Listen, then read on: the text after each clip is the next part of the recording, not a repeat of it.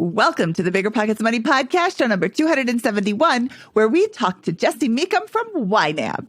So we really just want people's money to help them achieve what they really, really want. Not what you find on some Instagram scroll, but like what truly gets you moving. That's what money should help you do. And that hasn't gotten old for me. So I still enjoy like podcasts like this. I still enjoy coming on and talking about it because it's a message that I think everyone still needs to hear. Hello. My name is Mindy Jensen, and with me, as always, is my all about the financial runway co-host, Scott Trench. I have a really good plain one, but I don't think it's going to land today. Ugh. Scott and I are here to make financial independence less scary, less just for somebody else, to introduce you to every money story because we truly believe financial freedom is attainable for everyone, no matter when or where you're starting. That's right. Whether you want to retire early and travel the world, go on to make big-time investments in assets like real estate, or start your own huge budgeting business, we'll help you reach your financial goals and get money out of the way so you can launch yourself towards those dreams. Scott, I'm super excited to talk to Jesse Mecham today, the Jesse Mecham from YNAB. If you don't have time, if you do have time, you can call it You Need a Budget. This is Jesse's company that he started in college because he needed a budget. I think his story is super fun, and I'm so glad to share it today. Yeah, it was fascinating. It's always fascinating to hear the personal financial journeys of these, uber successful entrepreneurs as well, and how they think about money with that. And it's often at odds with the way that we handle it, personally and with many of the folks that come and listen to our show. There are definitely some times where he says things in this episode, I'm like, what? But then he explains them, and they make more sense. Mm-hmm. And you will listen because I call him out, or I say, thank you for explaining this, because I'm listening for you, listeners, and I can hear you saying, what is he talking about? So I ask for clarification, all for you. Jesse Mecham from YNAB, welcome to the Bigger Pockets Money Podcast. I'm so excited to talk to you today. I'm very glad to be here. Thanks for having me. Let's jump right into it because we've got a lot of stuff to cover with you. Where does your journey with money begin? Well, I was thinking about this a little bit. My dad, when I was 14, my dad gave me 3 books, and he said, "Hey, you may want to read these." And I don't know why he thought 14 was the golden age or whatever for that, but I would say that's where it began. He handed me The Richest Man in Babylon, and he handed me The Millionaire Next Door, and Dave Ramsey's, I think at the time it was just called Financial Peace. And so he gave me those 3 books, and I read them and enjoyed them. So I really did enjoy the topic. And I just kind of took them as absolute truth, gospel, like a 14-year-old can, where you have no other concerns or worries. And you just think, yeah, that sounds right to me. And there it was. So that was, I would probably say, my first kind of foray into what some would call personal finance. And I think it's been an influence for me ever since. Richest Man in Babylon is a big book for a 14-year-old. Yeah, I mean, it's a fable. It's an easy read, but the lessons there they still apply. There's nothing wrong with that book today. It's my favorite book. Yeah, it's excellent. But the story, I was just like, okay, yeah, save a little. Okay, that makes sense. Don't spend everything you make. That makes sense. I remember when I was 16, I decided I would start to record everything I spent on literally a piece of paper. There was nothing fancy about it. I don't think spreadsheets had been invented, or I didn't know about them. And I remember just every day I would think back through the day and I would log what I had spent. And it was a 16-year-old's spending. So it was like Jack in the Box and Taco Bell. I mean, there was nothing of consequence there. I would go on dates occasionally. And I realized as I tracked my spending, I noticed over the months that I was spending less and less and less. And I would actually drive by the Jack in the Box and not buy it because I didn't want to have to record it later on that evening. And so that was kind of my first experience that I'd kind of self-imposed, where I just thought, awareness of spending starts to influence spending. And that is something that I still try and preach to this day. So what was your relationship with money through high school and college? Were you able to accumulate a lot of wealth because of this habit, or what did that look like for you? No, I wasn't able to accumulate any wealth really at all. But I was able to avoid debt, which I think you could say that's a way of accumulating some wealth. Avoiding going backward is certainly not the same as going forward, but it's something. And for me and my thinking, I did not want to borrow any money for school. I had those books that said debt was bad, And I thought all debt, like just no debt whatsoever. And so when my wife and I married early, we were 22. I was 22, she was 21. We married very early, and we combined our very meager finances. And I still had 3 years of school left to get an accounting degree. And she was just about wrapping up, but her degree was in social work, where she was going to end up making $10 an hour, full-time, fully degreed. That wasn't where money is made. And so we knew things would be pretty tight. But I knew I didn't want to borrow money to finish school. And knowing that was the case, that we couldn't borrow, that was kind of where that spurred me to think maybe I could find some other way to make some money and bridge this gap that we had. And that was where YNAB was born. But my upbringing was middle class. My dad was an attorney, always kind of worked for himself. He wasn't a big hotshot attorney. He would say he was almost begrudgingly did the attorney work. But you can't make money full-time in gardening, I don't think. So that would have been what he really wanted to do. But he paid the bills. I never worried about money as a kid. And that is a huge blessing. I never worried about, is there food in the fridge, or, are things going to be okay? I never had that worry. And that's a really big deal. And so, but in that way, I just kind of grew up thinking money is, we're safe, and we didn't have a lot of it, but we didn't scrape by either. And then look back, you realize, oh man, these things kind of started to form, help me form my opinions and things. So did I hear that when you have 3 years left in your degree, you get married, your wife's making $10 an hour. Does she have any debt? No, she didn't either. She's just naturally frugal.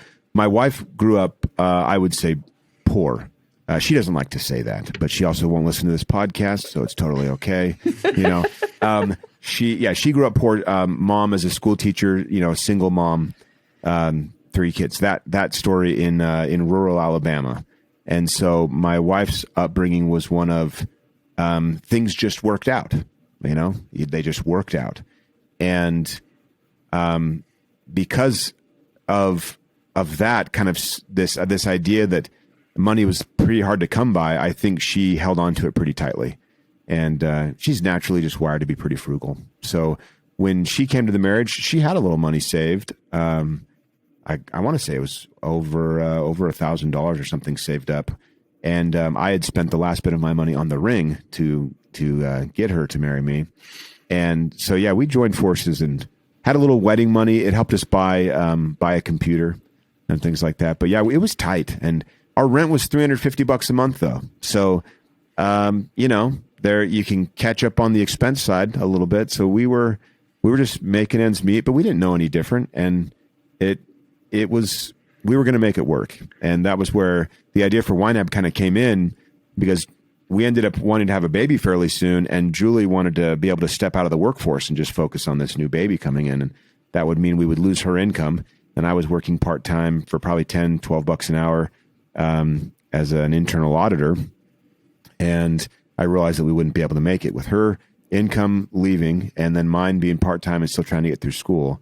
I realized we had to have some other solution. And so I thought maybe we could figure out a little side hustle, which we did. So you founded the business while pursuing your accounting degree. Yeah, I founded it back in, it was September of 2004. So it was a few months after the baby was born, and I'd been working on it and then launched it. And we were off to the races from there. So when you say off to the races, what did those first few years look like in founding the business, and how this is your income and it's your budgeting? Yes, I guess app that you're building with that. So what does that look like from your personal financial journey? Yeah, it was at first. It was a bunch of nothing. It was not newsworthy at all. I don't know if people know this, but I originally started it by launching a spreadsheet and just selling people a little spreadsheet, and I'd sell it for $19.95, and you'd buy it and you'd get a download link, and that was that. And it was just me. But about 6 months in, I realized that the spreadsheet kind of had rules built into it and kind of a way of thinking about your money that is useful. And so I started selling people more on the way of thinking about the money and less on the spreadsheet. And I noticed that as I started selling people on how to think about the money, that sales increased, and from very small to small. And And then I met a guy named Taylor, who's now a part owner, and he was a developer. And he said, I could improve your spreadsheet. Let me help you do that. And I said, no, I don't want to keep improving the spreadsheet. I want real software. And so this was back in the days where you'd paste license keys into software and activate it and things like that.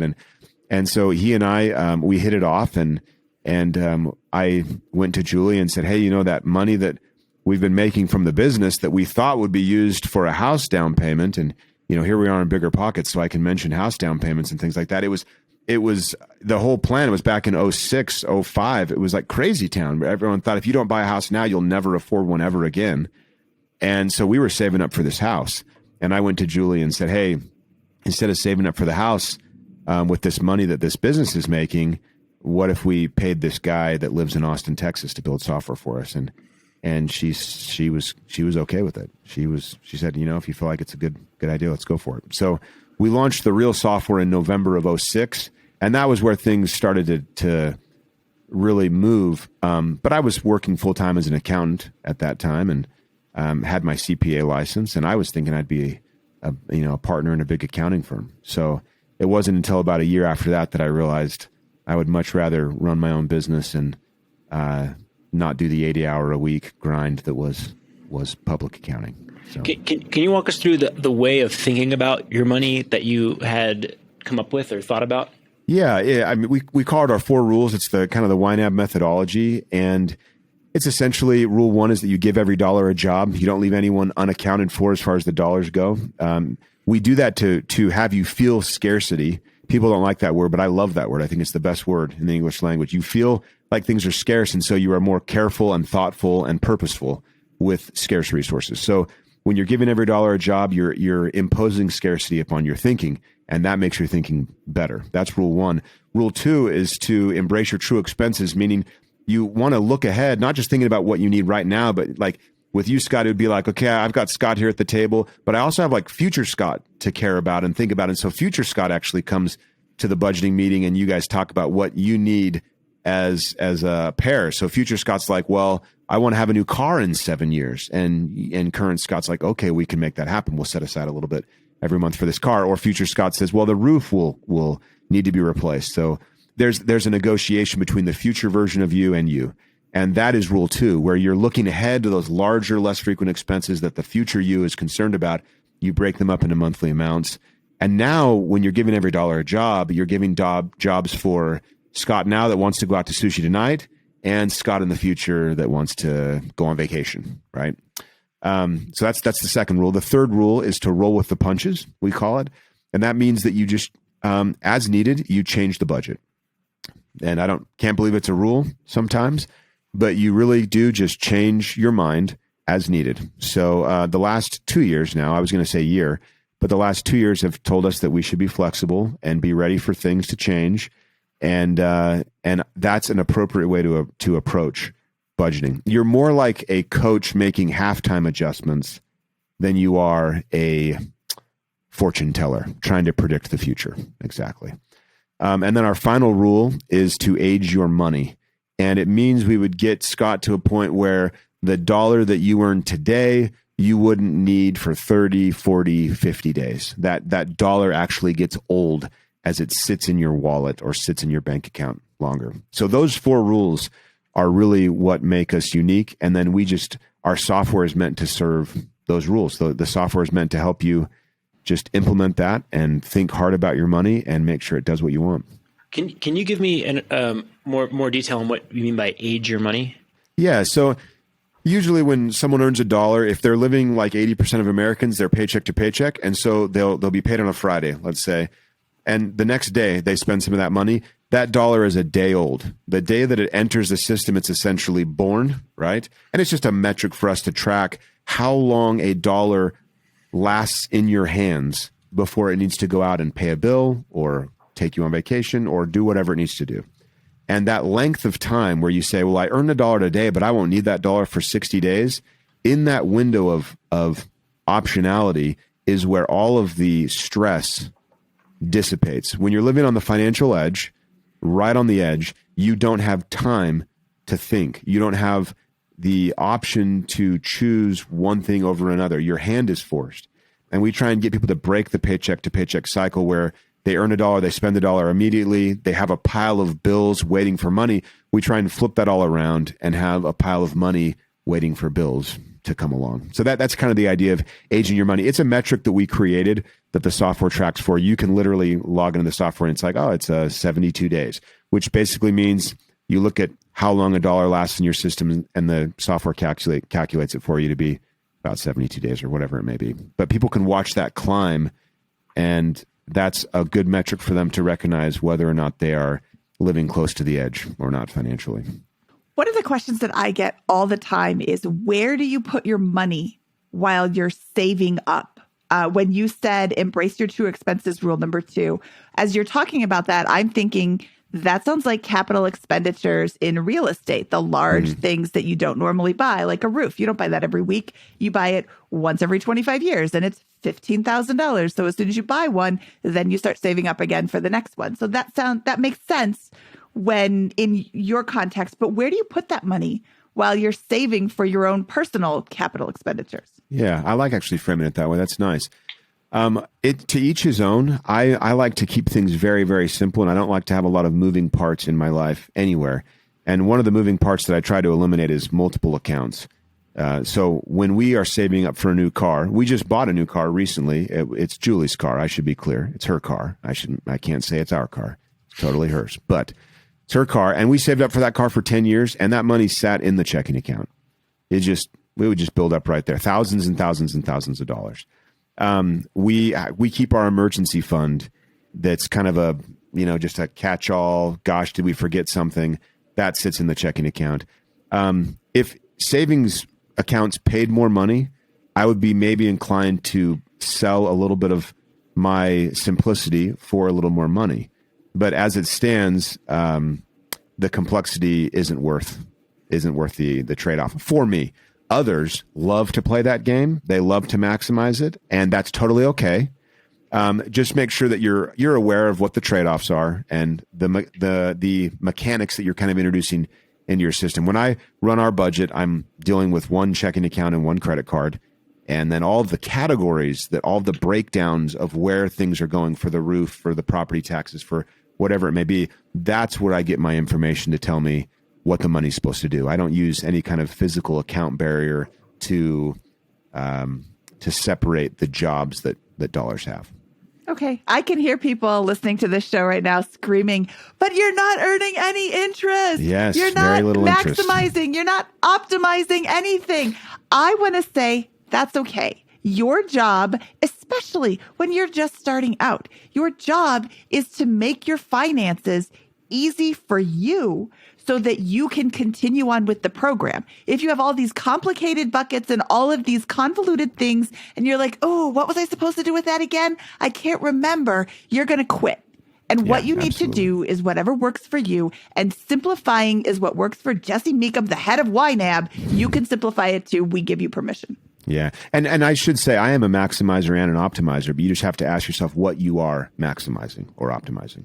And I'm not optimizing for dollars at that point. I'm optimizing for, I don't know, less time spent clicking, which is valuable to me. Mental headspace is valuable to me. So we're always optimizing. Hopefully you're always optimizing for something, but you want to be clear about what it is that you're looking for. Yeah. I just wanted to get that out. I'll say Jesse 15 years ago, I would have optimized for the money because I found the money more valuable than the headspace. And that's totally okay. Like, it changes as your life changes. And when I'm 80, hopefully I'm optimizing for, I don't know, time with grandkids and not optimizing for anything close to money at that point. Right. So we're allowed to let it morph on us over time. I think that's totally appropriate and good. So you said that the business began selling your subscription product in 2006 with the software. Is that right? Yeah. At what point did it become a full-time endeavor for you? 2000. I dabbled in other things. Like, I flipped websites for a while. I quit my accounting job in 2007 and then went and worked for another company. That only lasted 4 months. They were an internet marketing company that I just didn't jive with at all. But I was still very afraid of relying on my own income, my own business to fund and support this little family. At the time, it was me and Julie and these 2 little boys. And in school, I had been taught great accounting, but I'd also been taught that owning your own business was very risky, and that the safe thing was to work for someone else. And it took a long time, like several years of me earning quite a bit of money out with YNAB and not living on it, always thinking, oh, that's going to disappear. It'll go up in a cloud of smoke. And I just had to recognize after a while, I realized that when you run your own business, not to sound too callous, but you are the last person you would fire, and when you're an employee, you're not. And it took me a while to like kind of get that wiring right, where it's thought, hey, this isn't as risky as I was told, to be able to run my own business. I can always go and look for a job. I could always go and do that. I'm able-bodied. I'm smart. I'm a hard worker, blah, blah, blah. But that it just took me a bit. So by the time I finally went in on it full time, full focus, and dropped all of my other kind of like little side things, it was 5 years in after starting the spreadsheet that I did that. And some days I wish it were sooner, but it is what it is. And I don't think I'd really rewrite anything. There were a lot of lessons along the way that were learned. So what did the trajectory? So that was in 2009 that you went full time into YNAB. Whoa. 2009, in the middle of the financial disaster, you went.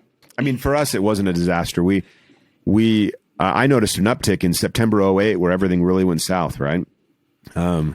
We noticed a little uptick. People were suddenly like, oh, my HELOC isn't going to save me and bail me out again like it had for the umpteenth time.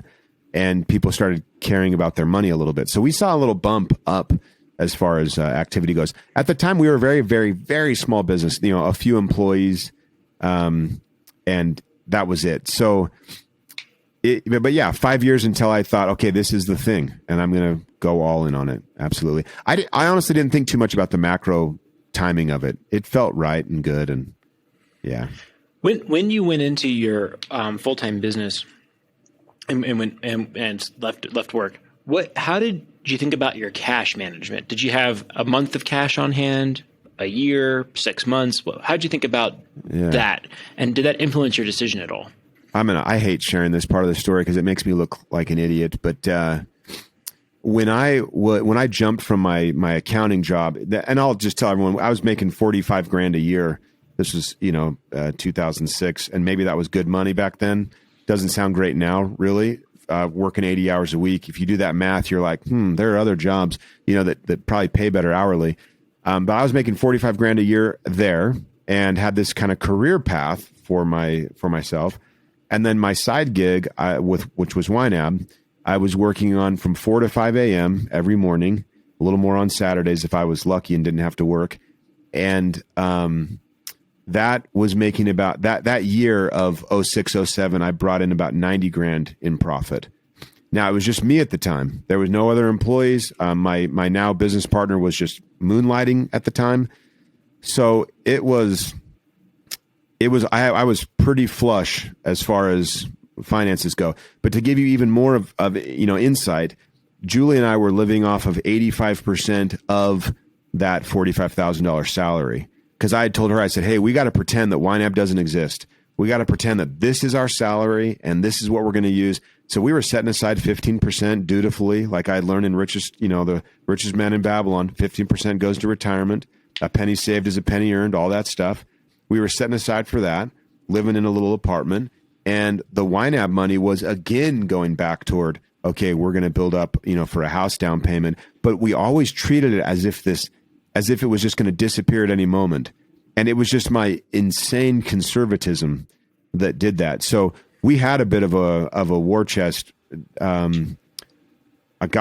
would venture to guess, I'm kind of spitballing, Scott, but I'd venture to guess we probably had, definitely more than 6 months of living expenses set aside. At that time, YNAB was producing profits every month. So I knew that we could live off of that. But I also did take that job for a little bit of time because I was still just a little worried about relying on my own income. So, you're talking about a guy that like tiptoed in and tested the water 17 different ways before finally jumping in and being like, oh, you know what? I did not have as much to worry about as I thought. Well, no, I always ask that for folks that start businesses because I have noticed that there seems to be a tendency among a lot of successful entrepreneurs. It's not a rule, but for folks to build up a huge war chest before actually feeling comfortable making that transition and that leap. Yeah. And I think it's just interesting that, okay, for you to feel comfortable to move into your own business full time, you had to be making double the income that you were at your salary in 1 hour a day, and have 6 months, maybe more, maybe a year, or whatever it was, in cash, cushioning your position there in order to feel comfortable with taking that leap. Yeah. And it's just interesting. I've seen that. We've seen that play out a lot of times, not all the time though, with a lot of entrepreneurs. I don't know, to each his own, right? And there's no hard and fast rule there. I think I probably slowed down the business growth as a result of that trying to play it so safe. But that's how I slept well every night, and so I'm okay with how that went. Let me ask you another question. In the early years following that, how did you deploy your cash? Were you investing in other assets or building wealth in other ways with your personal wealth as YNAB was beginning to scale, or what did that look like? I would just port it all back into YNAB over and over and over again. The pile would get bigger as it would come back because the business was growing, and I would just take that whole pile and just put it back in again. Occasionally, I would pull money out as a distribution and say, "Oh, I wanted to." When we bought our house in 2008, horrible timing, but we bought a house then, and that was when I took money out of the business to, for the down payment on the house. Other than that, for years and years, it was just kind of ad hoc, pulling money out. But for the most part, it was always just all the chips go back on, all the chips go back on.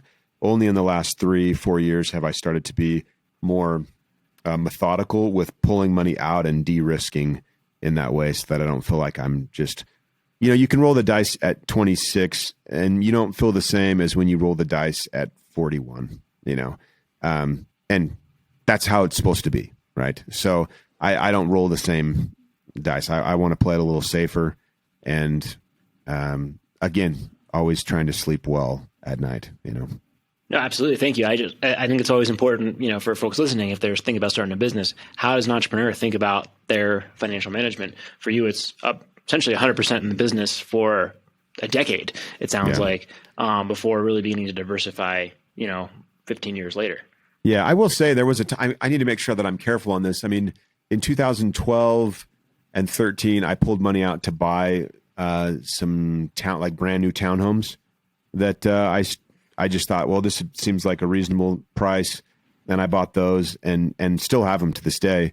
And so that was a way of kind of de-risking there. I also would always maximize mine and Julie's 401ks at the business. I would just kind of pretend that we were employees. And so we were fully maxing those. Never really thinking that YNAB itself was this growing asset. Always just kind of recognizing, I'll pretend that that's not really a thing. And I'll just pretend that I'm an employee working here and I max out the 401ks. So we would do that. And then that was essentially it as far as, and paying off the house. That was the other bit as far as wealth building goes, where I did want to have my house paid off very, very, very fast. And so I threw a lot of money in, that direction. No, I mean, it makes sense. It's a picture. The picture I'm getting is, let me ask you this. Did you also have a conservative cash position during these years and grow that out? Yeah, absolutely. I mean, months and months and months of revenue. Absolutely. And even like buying the real estate that I did, I mean, I would put half down and have tiny mortgages. And then as soon as I had paid off my house, then it was like, well, I should start paying off those mortgages. Like I've always operated from this standpoint of cash is the best thing you can possibly have. Cash is options. And I would just want to have as much of it as is reasonable. And yeah, if you make a mistake with cash, you totally still survive. If you make a mistake with debt, that's going to be tougher.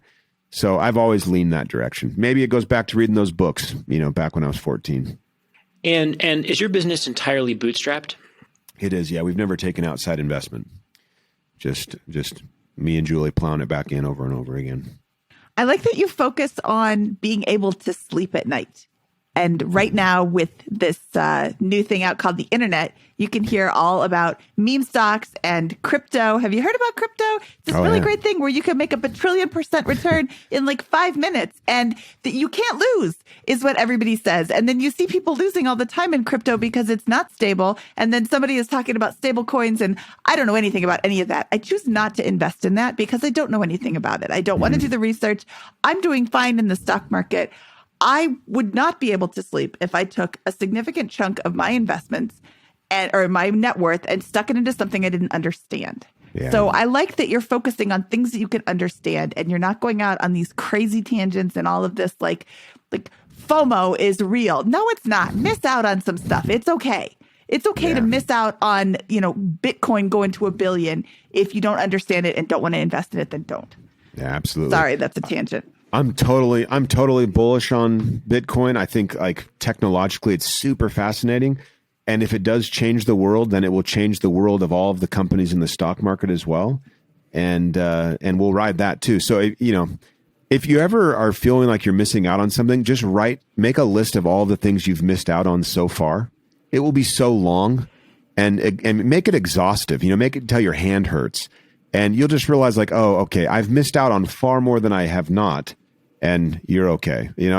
We don't want any of that to drive investment decisions. I will say this though, Mindy, on the point around sleeping well at night, reading all the books, you read the 4 pillars of investing, you read The Intelligent Investor, you read just on, and you read about asset allocation and why that's so important and how your age kind of determines your risk tolerance. And this is all very standard stuff that you could like go onto a brokerage website and take a quiz and be told these things. So I thought I was in my early 30s and I was allocated heavily into stocks and lightly into bonds, as one quote unquote should be. And I realized about 1.5 years into my 401k being allocated that way, that I was really overly concerned with what the market was doing. And I would look at it and I would think about it and I would see it go up and down. And I realized that my risk tolerance as it relates to equities and bonds and all of that was more like my my grandmother's risk tolerance. Like I really didn't want to see it fluctuate a lot. I wanted it to be nice and stable. So a little bit almost like my man card was having a corner clip. That was the feeling I kind of had, like this super irrational emotional feeling was just like, oh, I don't have like the chutzpah to be able to ride these big market swings. So I'm like 90-10 bonds, stocks, and I'm 40. So that's pretty very conservative for someone my age. That being said, I realized that my biggest risk was YNAB, the business, and I am heavily invested in that. So if you wanted to take the whole picture of my whole portfolio, I'm like 95% in one stock called YNAB, and then 4% I'm in all these like tips and all these like really safe bonds, and then 1% I'm in the public equity market, because that's just how my net worth is all broken down. A little bit of those townhomes or whatever in there, and I had to recognize that I'm taking real risk by running a single business, and I didn't want my portfolio in the public kind of index invested Boglehead style thing. I didn't want that to not be representative of the risk I was taking with the business. So just, you got to make sure that everyone needs to make sure that they're looking at their whole portfolio and not just looking at like their brokerage account allocation or whatever that might be. Hopefully that makes sense. No, that makes a lot of sense. And when you first said 90-10 bonds, I'm like, what? Yeah. You're younger than me. 90-10 bonds. I'm in 0% bonds, but I also own 0% of YNAB. If you'd like to change that, feel free. I won't stop you. But but when you explained it, then that makes more sense. So I can also hear people yelling at the radio saying, "What? 90% bonds? That's crazy." That's crazy if all of your investments are 90% bonds. I like the way you explained that. So thank you for clarifying that. Because I was like, whoa, I don't necessarily agree with that. To be fair, like let's say that it was just someone that didn't own any other business at all, and they really were 90-10, but they realized that 90-10 was what had them sleeping well at night. they will give up returns if history is any kind of indicator. They will give up returns, but that may be okay. That may be okay. You really have to be introspective on what your personal risk tolerance is, truly. And I was finding through my angst that I wasn't respecting where my allocation actually was. And my emotional angst was basically surfacing for me, saying, oh no, this needs to be different than it actually is. And there you have it. So, I mean, to be clear though, like I buy Bitcoin every once in a while, and that's totally money I'm okay seeing go off in a vapor of smoke. That's totally fine. But it's small enough that I would never lose any sleep over it if it didn't go the way that one would hope it would go. So that I think is very important. If you're investing in these things that are new and is speculative, and you put Jesse owns all of YNAB or most of YNAB, and if he puts $100 into Bitcoin and it goes to zero, Jesse isn't going to not be able to feed his family. He's not going to be able to not make his mortgage payments. That's very different than some of the people that I see talking about crypto that I know they don't have a huge investment portfolio, but most of it or all of it is in this very unstable thing. That's my biggest problem with crypto. And I don't want to kick this dead horse anymore, but I wanted to get that out. Yeah, that is my big problem. So, okay. Getting back to you. Jesse, you mentioned while we were talking previously that the rules that you have for budgeting could also be used to build a real estate business. Could you walk us through kind of how those might apply in a private business like real estate? Yeah, absolutely. I actually did this. I do this still with my tiny little real estate portfolio of 4 properties, and they're all townhomes, and they're all managed by a property manager, and they're very hands off. I bought them a long time ago, and I put, to give everyone kind of an idea, I put 50% down, like I mentioned before, and then just slowly I kind of snowballed the free cash flow that would be generated from all of the properties into the property with the lowest or the smallest mortgage balance. And then as that one paid off, I just kind of kept snowballing it, and now they're all paid off free and clear, and that's how I like it. So when I manage those properties, I actually could use the software to build like essentially a P&L for each one. And so that you're not evaluating everything kind of in one big pile. So if you have more than a few properties, you probably have a sixth sense for which ones you like the most, which tenants you prefer, who doesn't call you the most, that kind of thing. But you really want to have an idea of what your profits are per property. And how I set that up in the software is I would just say, okay, each property is a group, a category group. And it would be like, okay, my rent comes in, my property management fee goes out. I would set aside a percentage for vacancy. I would set aside a percentage for repairs. And I'm building up, like Mindy mentioned, those CapEx situations. I'm building up those repair funds for those individual properties. So I'm saying, okay, this property address here, we're going to build up a little. And you're giving every dollar a job inside the confines of thinking about that property as kind of its own little unit. And then you would do that with the next one and the next one and the next one. It is a little cumbersome, but each one of the properties is its own LLC. It's its own bank account. You do those for obvious legal reasons. And YNAB then allows me to kind of see all of them at one glance. So I'm giving every dollar a job per property. I'm looking ahead toward what those expenditures may need to be per property. I'm adjusting when my property manager writes me and says, hey, the dishwasher went out. We went ahead and replaced it. It's going to be this much. I can adjust on the fly and say, okay, we need a little money here or there. And then I'm just letting money kind of accumulate in each of those accounts until it hits a threshold where I then say, okay, there's enough excess money there. I'd pull it out into the, what I call kind of our holding company, pull that money out there. But it allows me to see all the properties, P&Ls at a glance without needing to be diving into each one separately, if that makes sense. So it's I only do it quarterly because it's pretty boring. You have HOA fees and a few other things going out. It's not very exciting. But I manage it quarterly and get a good beat on it. And then when it comes tax time, I can just export that all for the accountant So far, he hasn't said, "Hey, this is horrible." So I've liked how it's been going. So it's been nice to be able to see the profits of each one separately and kind of know like, oh, this one works better for this or that reason.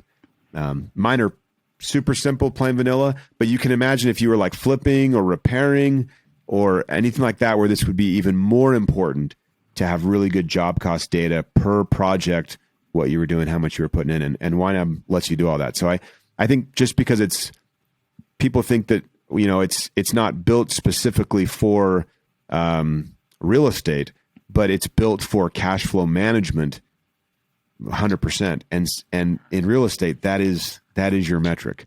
So it actually has worked very well for me over the years. It may, honestly, I know other people who use it as well for their real estate needs. And see, I'd be remiss if I didn't say that I think it could help others.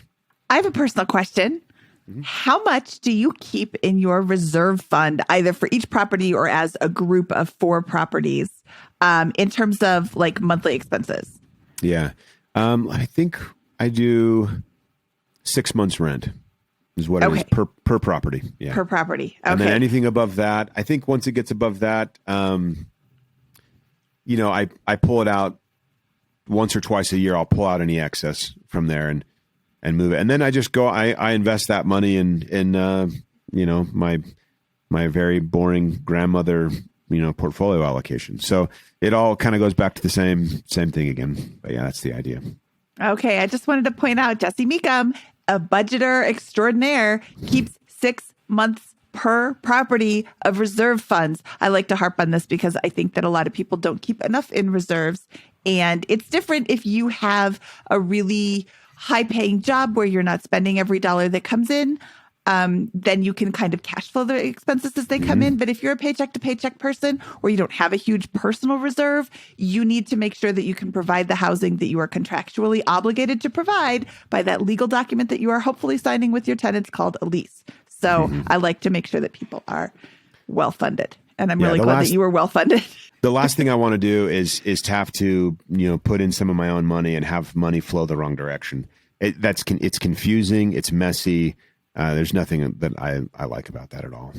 And the even more last thing you want to do is have to swipe a credit card because you don't have any personal reserve fund or business reserve fund. And that's what it is. Real estate is a business. So don't even get me started. Okay. I'm noticing a tremendous amount of conservatism. Obviously, you've mentioned that in all these assets. What is the do you use debt for any purpose in your life or business? Do you have it, for example, on the business of YNAB to increase returns? I've only ever used debt to purchase homes. So I used put 20% down for my personal residence back in the day, maybe 25, and then paid that off. And then when I was purchasing these townhomes that we've talked about a few years later, and I purchased them over a period of, I think, 2 years, it's kind of like every 6 months. I put half down. So I carried mortgages on those, but didn't have a personal mortgage at the time. And then we ended up selling our house and buying another house, and I got a mortgage on that one and then paid that off. And then once the personal residence was paid off, I started working on the townhome mortgages, and those are now paid off. So I don't carry any debt at this time.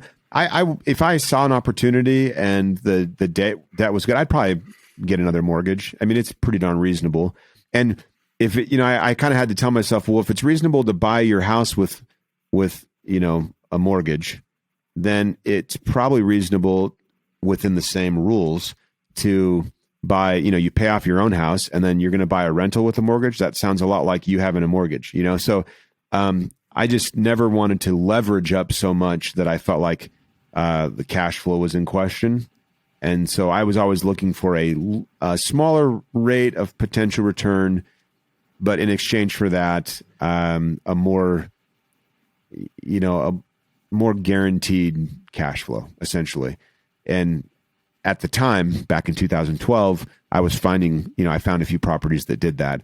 Now I don't know if I would, so it's a totally different ballgame. But not where you live. Yeah, not where I am. So, and here I sit, not purchasing any real estate for the last little while. So, it's probably a function of that fact that I don't look for returns from the leveraging part of the transaction. So what's a day in the life like? You have this financial fortress that you've constructed. You're a very successful entrepreneur with this.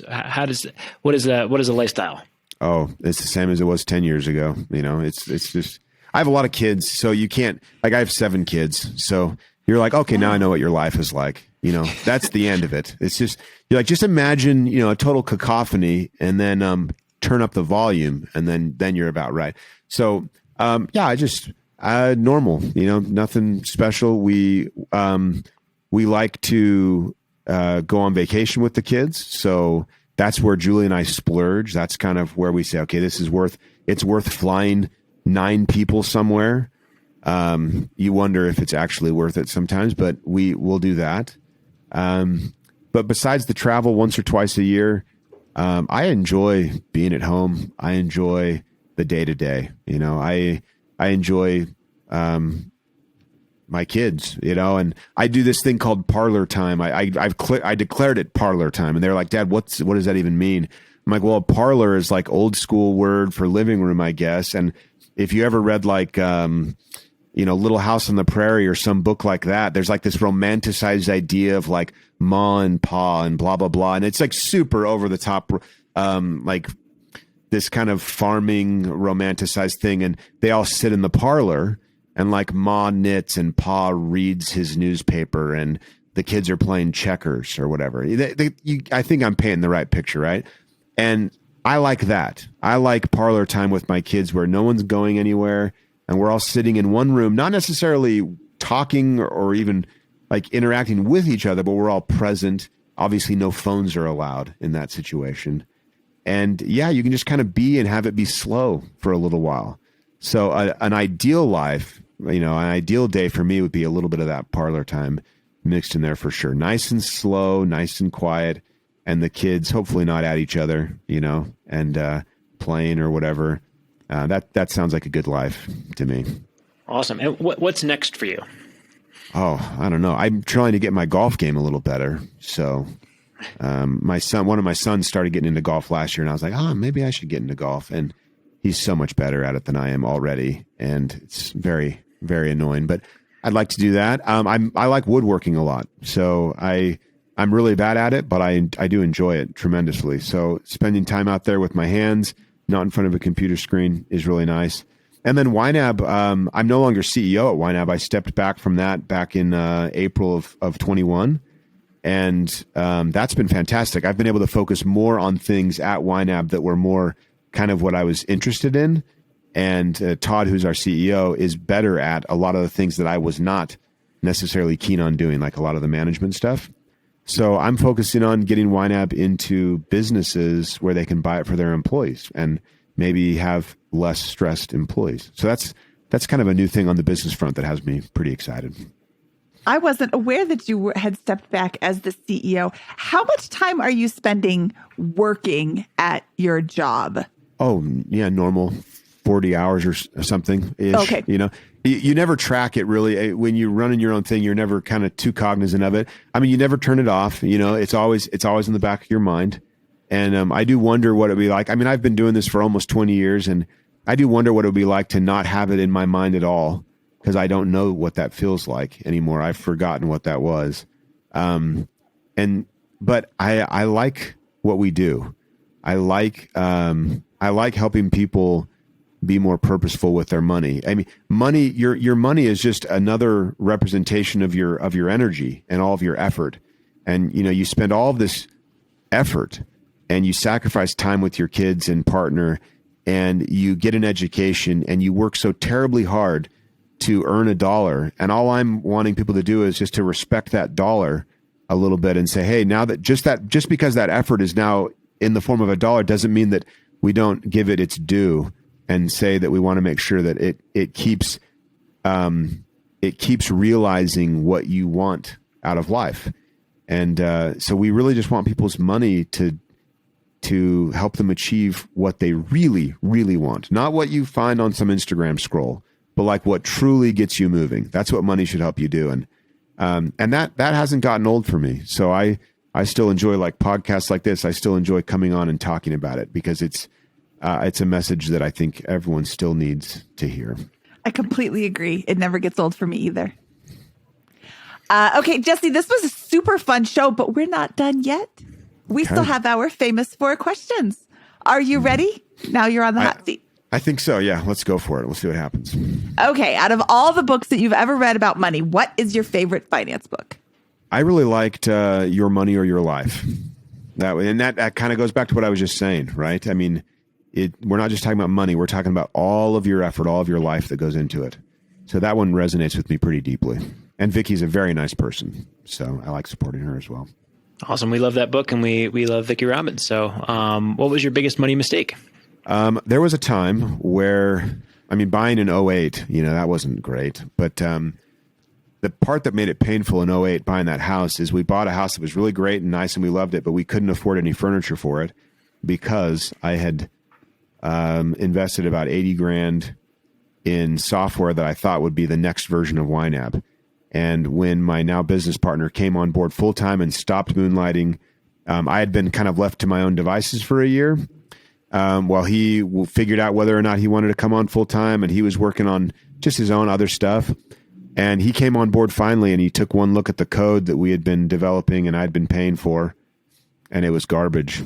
And I kind of had known it, but I hadn't pulled the trigger and I hadn't pulled the plug on it. So yeah, we completely scrapped $80,000 worth of lousy software, and I had to go home and tell Julie what we had done. And my voice echoed in our house because it was empty of furniture. And I just thought, 80 grand would buy a lot of furniture. I don't shop around for furniture ever, but I'm guessing we could have furnished a couple rooms with that money. So that was kind of, that one hurt. I'm glad we got rid of the software. I'm glad I didn't let bad money follow bad money, or good money follow bad money, I guess. But that one still kind of haunts me a little. That one's hard to do. You're not a programmer, so you're like, oh, okay, it'll work. I kept lying to myself. I kept being like, oh, okay, I guess that makes sense. But no, it needs to make sense to you. Like you're cutting the checks, Yeah. I could go on for 20 minutes on that one, but this is a lightning round kind of a thing, so we won't do that. Well, you're the only person who's ever paid for bad software, so sorry about that. What is your best piece of advice for people who are just starting out? Oh, man. This one's a gimme because I would just say, well, you need a budget. But budgeting's not what people think it is. Budgeting is just planning. It's just money doing what you want it to do.